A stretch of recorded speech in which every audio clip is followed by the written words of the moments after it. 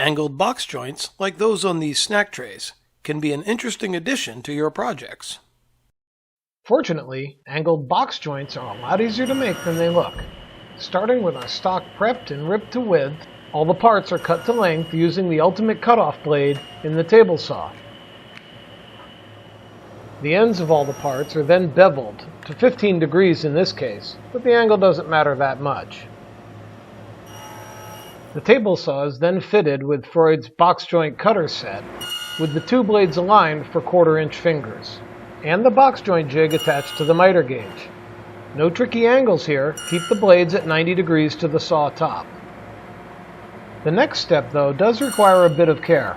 As with all box joints, the offset part is referenced off of the part that was previously cut. But because the two parts angle in opposite directions, this first cut of the second part will remove the reference point. So be sure to hold it very firmly to the box joint jig and don't let it move as you cut. After that, you're just indexing along as with any box joint. With all the box joints cut, it's a good idea to dry fit the pieces and mark the inside faces in preparation for the next step. The saw is now equipped with a full kerf glue line rip blade, which is laid over at a 15-degree angle, and the rip fence set to about 1/4 inch off the bottom of the part. The inside face of each of the sides is now grooved to accept the base piece of 1/8-inch masonite.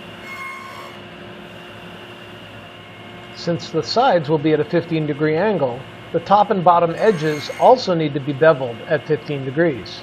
So leave the blade angled to 15 degrees and reset the rip fence so that you're just beveling the top and bottom edge of each piece.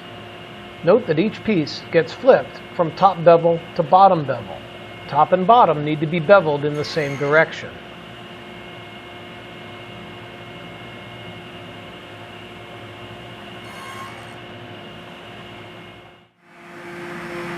The hard work is now done.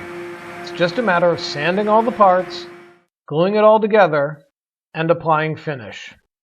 The final assembly is a little bit tricky. There's no good way to clamp these parts together. But with snug-fitting box joints, everything can tap in place and will hold itself until the glue dries. These sorts of trays make wonderful gifts and look difficult to make. But you don't have to tell anybody that.